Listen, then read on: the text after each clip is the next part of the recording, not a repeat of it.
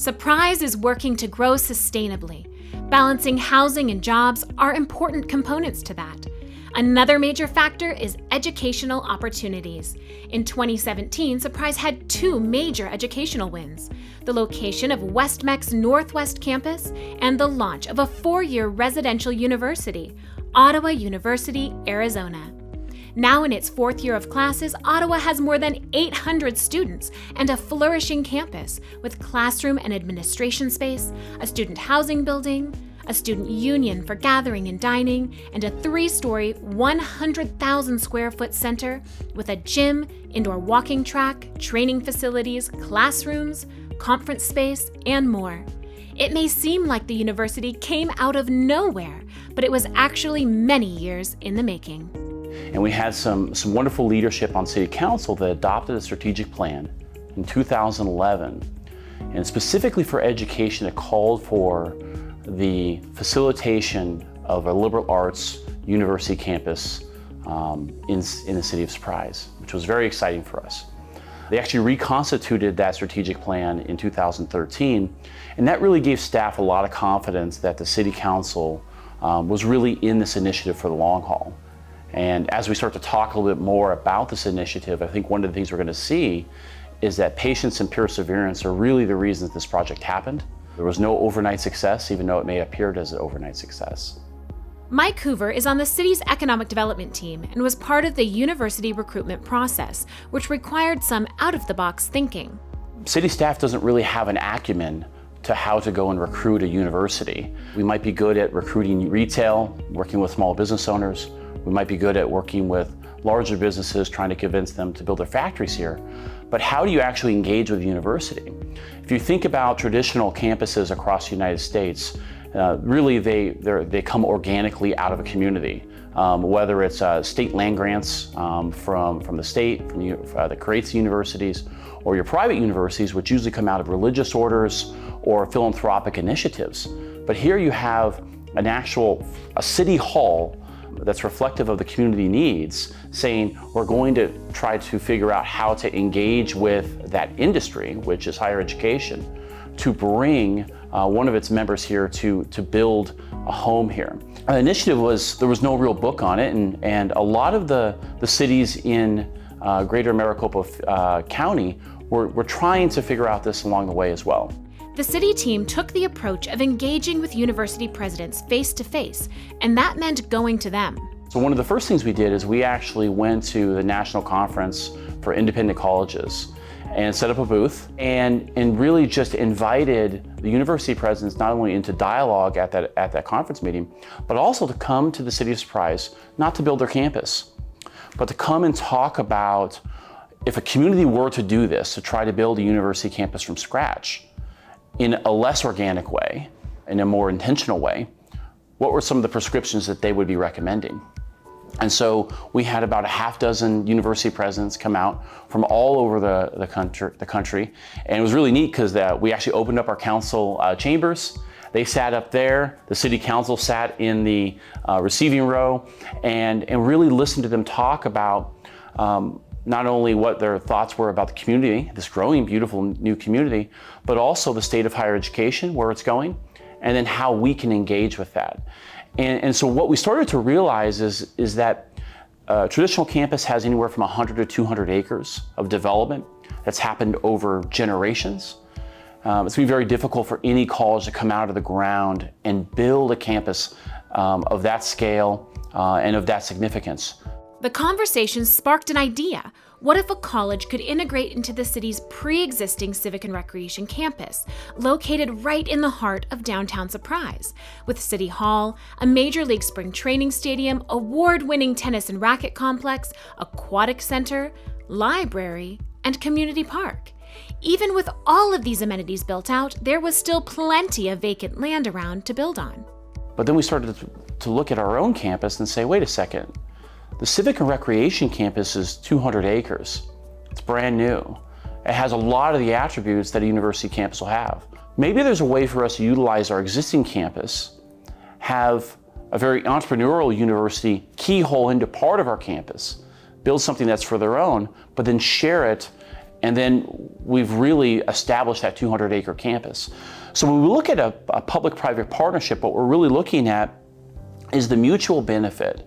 So the public side is the city saying we want a university campus to help bring not only educational opportunities, but young life to our civic campus.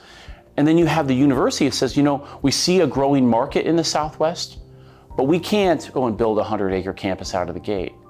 But is there a way for us to make strategic investments that help the public side and also be able to deliver on a shared campus environment with already there from the community so we can better recruit students and better grow our initiative? Surprise had already dipped its toes into higher education partnership with Maricopa County Community College's Communiversity inhabiting space on the City Center campus as an interim growth solution for Rio Salado College beginning in 2009.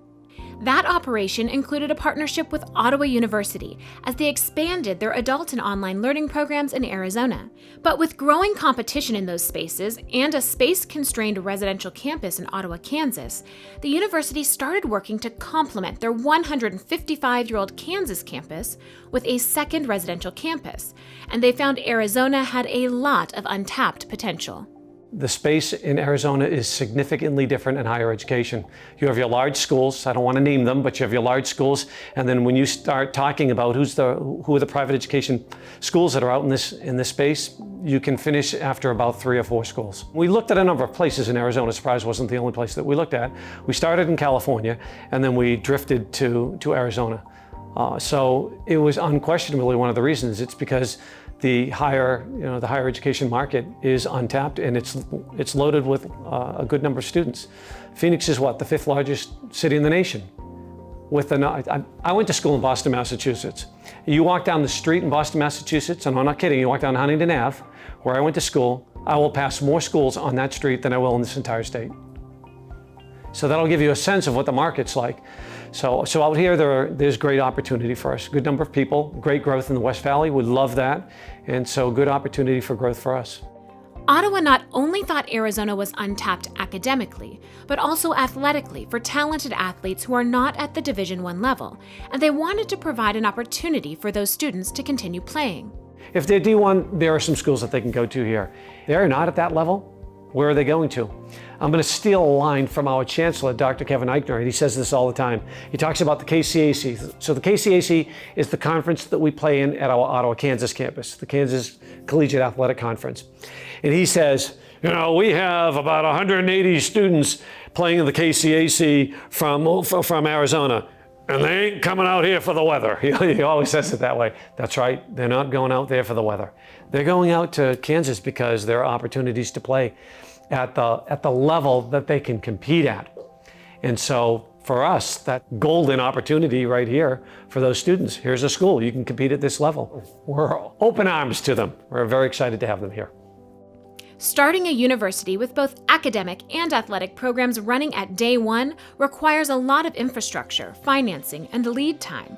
The value of the city's existing civic and recreation campus and the abundance of open land around it was a major selling point that helped Ottawa University decide on Surprise, along with the feel of the overall community. It was just striking. You just cannot miss this one when you're looking around. This is a beautiful city. It's really clean, and it feels really safe. Then on top of that, when you look at this space already was a campus, right? We moved into a building that was already a college building. And so the surrounding area has tremendous opportunity for growth with all of the open land. In early 2017, Ottawa moved some staff into the educational building they had previously shared with Rio Salado College, who had since vacated. This would provide their academic space. For athletics, they relied on facility partnerships with both the city and Dysart School District to get up and running quickly. And it did happen quickly, thanks in large part to the coaches of their 20 varsity sports programs who were charged with recruiting teams. One of the things that we decided, it was a major initiative in coming out here, is we were going to start with a full-fledged set of varsity sports. We made that decision. Now, it was a risky decision because we didn't want to be known as just an athletic school. We want to be known as a school of higher education. But we did that because we know from our history on our Ottawa, Kansas campus that when you have coaches and they need to field a team, they are going to recruit enough people to field the team. And so we counted on that to build out our numbers. We hoped to open our doors with 250 students. We had less than a half a year to recruit. We made a decision. You just have to make a decision at some point in time. So we made a decision, and we made that decision in October of 2016. I was on ground in January 1st, 2017. We started to bring our people in, and we sent them out on the road to recruit. That's a half a year's worth of recruiting. And if you know anything in higher education, you're recruiting people in their junior year. So we were late in the game. They may have been late in the game, but they finished the game strong with 434 students starting on campus for the 2017 fall semester. While they were building a class, they were also preparing to build the next phase of their campus, which started with improvements to the current education building.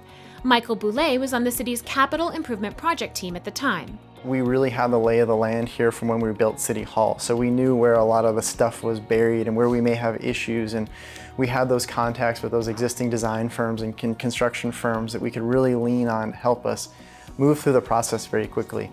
Ottawa's schedules were very ambitious, and so it really took a lot of our team to just make sure that we could hit all of those milestones. And I think one of the biggest services that the city provided to Ottawa was simply just a liaison between the bureaucracy that's very permit-driven, requirement-focused, to this team that they had a vision, and they didn't know exactly how they were going to go from phase 1A to phase 3F and how it was all going to work, but that was for our team to help interpret back to our building safety team, our planning team, our engineering team, our water team. While having the lay of the land was helpful, working on land with so much development around it did make for some issues.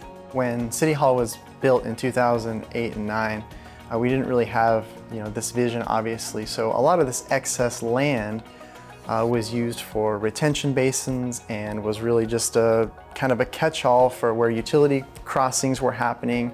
So when we started working with Ottawa and their design team about where the footprints would lay out and where all the utility connections would happen, we realized we got to move a lot of our stuff that we placed kind of haphazardly, or that's tomorrow's problem. So in parallel with their designers and contractors, we worked really hand in hand to underground the retention, reroute sewer connections, upsize water lines for not only this development but future developments. And one of the startling discoveries we made is we sit here on basically a 1 square mile piece of property surrounded by development, and we realized that we didn't have enough power to serve the site.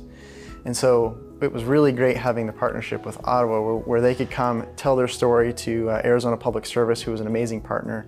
We'd have the city, who we had a long-standing relationship with, and really convey to them and get them excited about helping them solve a problem. And so the student union was under construction. We had other buildings under construction. We're nearing C of O and we still had no power. And so through an aggressive timeline with APS, we were able to pull in a feeder, a main power feeder that will serve this really campus in perpetuity. That really just speaks to the partnerships that have been just absolutely critical in the success of this project. The city couldn't have done alone, Ottawa couldn't have done alone, all the utility companies did the same, but when we all come together, it's really made for a powerful team. Initially, Ottawa's growth wasn't going to be so aggressive, with funding being a hurdle as a small school. But a $6 million alumni gift that later grew to $8 million added the Odell Center to the construction timeline. Like most other schools our size, we're a financially constrained institution. That was one of our risks coming out here. How are we going to start this campus with very little additional money that we can just blow in case things go wrong? So funding the buildings and the turf field that we put down in the first year was our biggest challenge. And so when the Odells came forward with their tremendous gift to be the major donor for the Odell Center, I will tell you, and I remember clearly when I talked to the trustees and the Odells were there. Jim Odell is a life trustee, so he's not what we call a term trustee. And he was there at that meeting after he announced the gift. And I remember telling him that he could not understand what a difference it made to our institution, because our people finally believed that we said we're coming here, we're going to make this happen. And now he gave this huge gift to the school, and it's really going to happen. because there was even a little bit of doubt in the mind of our employees about, is this really going to happen? I mean, we're still in our second year. Is this going to be a full-fledged institution, or are we going to make it? Are we going to fold? So a lot of people risked a lot. Our students risked a lot coming out here, and our employees risked a lot. They transitioned in their established careers and came to our institution because they saw the vision and they saw the dream. Now those dreams are a reality. Let's take a tour of what Ottawa University has to offer today. This is the main education and administration building. It's where you'll find the school's front desk, administrative offices, and classrooms. This is Scholars Hall, the 4-story student housing building. Every suite has 1 or 2 bedrooms and can sleep up to 3 people per bedroom. There are also social spaces throughout the hall to play pool or ping pong, watch TV, or sit and socialize. This is Spirit Field. It's a turf multi-purpose field primarily used by the school's football and soccer teams. It brings the community together to cheer on their new home team. The Odell Center is next to the field, and it has several functions. When you enter, you'll see a large lobby and gathering space, leading to Faith Arena, a 4-court basketball and volleyball arena that seats about 1,000 people. The first floor also has the athletic locker rooms, training room, weight room, and laundry room. The second floor houses academic space, with 5 multi-purpose laboratory classroom spaces and faculty office space. The third floor is Game Day Central, with the press box overlooking Spirit Field. It also has office space for coaches and athletic staff. The final area to tour is the recreation space. It has weights, exercise equipment, and an indoor walking track, as well as 4 studio spaces, one of which is designed to be the golf simulator room. This space is an important one to the City-University partnership, with use negotiated for city recreation programming and resident gym memberships. And then there's the Student Union. That's where the cafeteria is located, with plenty of food options and room to sit with friends. Just outside the cafeteria is study space for students and the team shop, where you can get your OUAZ gear. Upstairs is conferencing space, something the city is able to share when needed. It's amazing to see the transformation from acres of dirt to a lively college campus, one that looks like it's always been here.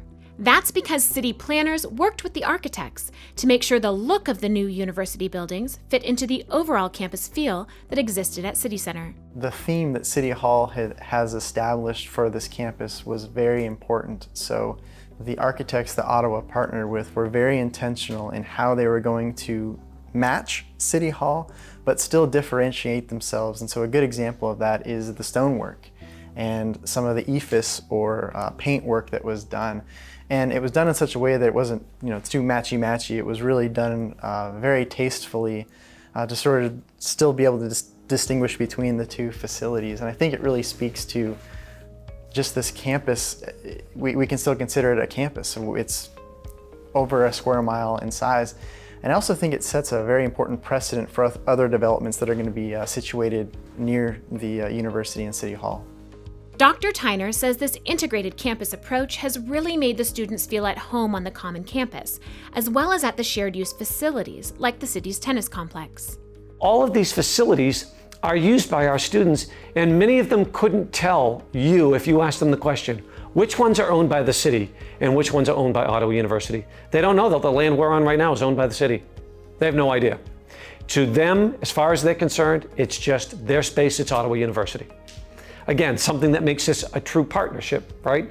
A strong partnership has been key throughout the entire process, with both sides pulling their weight and keeping their word. We looked at the university piece as a partnership. It's not a business transaction. Are there going to be economic benefits by having major investment? The university just completed $65 million of capital investment into downtown. You have 350 kids living here, 800 kids that are a part of the campus environment. Of course, that's going to have positive economic benefit. But if that's how you're trying to constitute a relationship that needs to be multi-generational, then it will break down very quickly when the numbers don't bear out. And the reality is that on the city side and university side, there's gonna be times that the university is a little bit ahead, pure calculations. There's gonna be times that the city is a little bit ahead in pure calculations. And I think it really is that balance that we try to strike It's not keeping a ledger, but it's, are we reconstituting this relationship every year? And what's really interesting, and I've been specific with the university about this, when they bring in new university staff, we talk about the city staff getting used to faculty, staff, and students being on a shared campus. Maybe you have to wait a little bit longer in line to get your coffee or your sandwich at lunchtime. But also, the university staff needs to understand what a university and city partnership in a city of Surprise looks like. A lot of universities are communities among themselves across the United States. They kind of have the wall, the hedges, the process. This is ours. But really, this campus wasn't designed that way. There are no walls, there are no hedges. The facilities are shared. So really, you have to, when you're bringing in new people, especially on the university side, we sit down and we do an orientation about what this relationship actually is like. And what is wonderful, and I will give kudos to the university, is that there's a lot of ambitious coaches, a lot of new professors that are trying to make their way here, and the university has been an advocate for what this relationship is. That is a give and take, that it's balanced, and it's not what's mine, it's what's mine is yours. It's a wonderful collaboration. Everybody likes to use the terminology partnership. This is a true partnership with the City of Surprise and Ottawa University.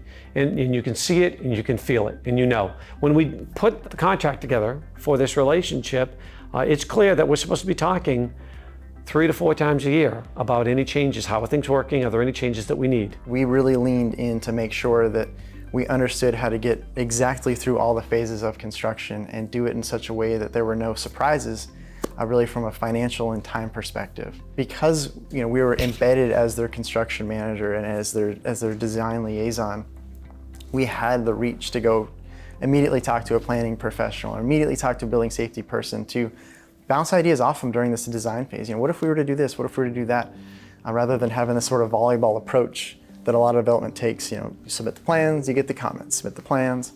Awesome experience, and I'm really hopeful that this model is something that the city can use on other high-profile economic development-driven projects. It's a model that can be looked at for other projects, but it's also a model that will be sustained as Ottawa looks to the future. With their student population over 800 for fall 2020 and a goal of reaching 3,000, they're already planning another student housing building and eventually a library, more classrooms, and additional sports fields. The "if you build it, they will come" concept has been very true in their case. It's interesting to note, in our freshmen, our incoming class this year, over 70% of them, over 70% are in university housing. I want you to compare that to the 25% who are in university housing prior to this year. Why is that? Because this year we had a good amount of time to show students when they visited campus the actual structure that was on campus. This is our residence hall, this is where you would live, versus saying, this is where the residence hall is going to be. So as we continue to build more buildings and we can continue to show people more things that we have, if you don't think showing them the baseball field, the Odell Center, if you don't think that that is a selling point for when students walk on campus, you haven't been around higher education. Those are tremendous selling points for us. And as more buildings go up, more students enroll, and more games are played to the cheers of our residents, the more the school becomes a true part of the community. What once was an unknown name in Surprise is now on the tip of everyone's tongue. Everybody knows who we are. Not only do they know who we are, this is the most important part. They love us, right? Do we feel the support? No, we feel the love. They love us here. The city loves us, Dysart School District loves us, the students love us. Fingers crossed, we're still in the honeymoon stage with the City of Surprise. With the honeymoon stage so good, this partnership just might ride off into the sunset. To learn more about Ottawa University, Arizona, visit ottawa.edu.